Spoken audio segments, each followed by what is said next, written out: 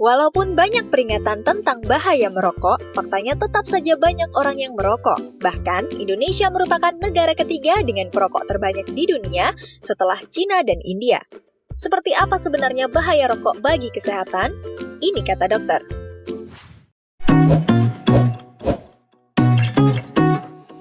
Pada satu batang rokok, ada sekitar 600 bahan yang kalau dibakar bisa menghasilkan lebih dari 7.000 bahan kimia, di mana 69 diantaranya beracun dan bersifat karsinogenik atau menyebabkan kanker. Komponen dalam rokok dapat dibedakan dalam dua bentuk, fase gas dan fase tar atau fase partikulat.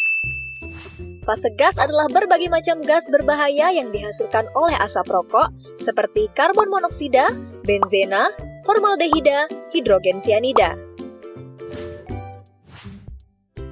Karbon monoksida, gas beracun yang mudah berikatan dengan hemoglobin di sel darah merah sehingga hemoglobin yang seharusnya berikatan dengan oksigen malah berikatan dengan karbon monoksida dan menyebabkan jaringan tubuh kekurangan oksigen. Jika terjadi terus-menerus juga bisa menyebabkan kerusakan dinding pembuluh darah.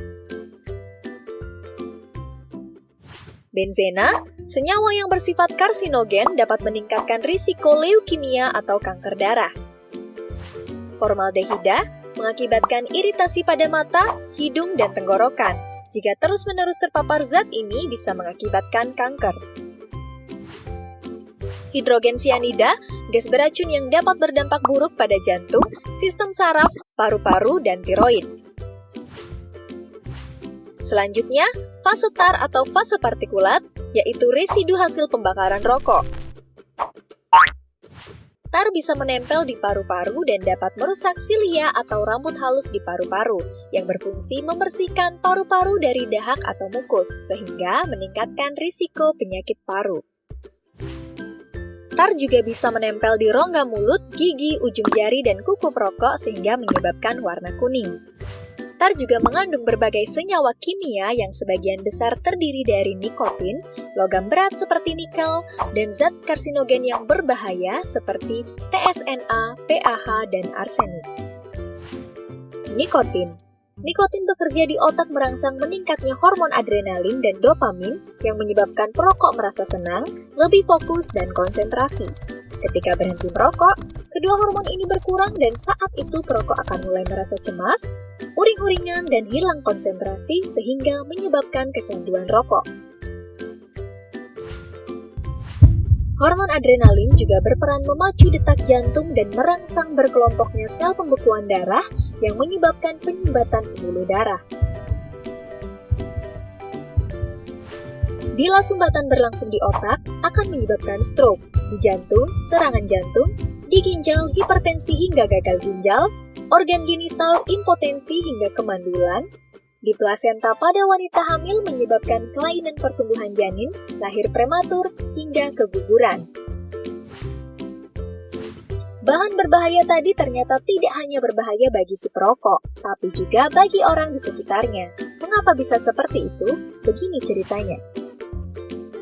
Asap rokok yang dihisap ke dalam paru oleh perokok disebut asap rokok utama, di mana saat itu tembakau dibakar pada suhu yang sangat tinggi. Asap yang berasal dari ujung rokok yang terbakar disebut asap rokok samping, di mana saat itu tembakau dibakar pada suhu yang lebih rendah, sehingga pembakaran zat terjadi tidak sempurna, dan menghasilkan senyawa 4 kali lebih berbahaya bagi yang menghirup. Residu asap rokok juga bisa menempel di rambut, kulit, baju, karpet, dinding, ataupun di dalam mobil yang disebut dengan third hand smoke. Residu ini bisa bertahan berhari-hari hingga berbulan-bulan dan dapat mengalami transformasi kimia menghasilkan polutan karsinogenik yang lebih berbahaya. Itu hanya sebagian dari ribuan zat berbahaya pada rokok, yang bukan hanya berdampak pada kesehatan si perokok, tapi juga mencemari udara lingkungan dan berbahaya bagi kesehatan orang di sekitarnya. Jadi, lebih baik hindari merokok. Bagi yang tetap merokok, sebaiknya hindari merokok di kawasan tanpa rokok. Karena semua orang berhak menghirup udara bebas dari asap rokok.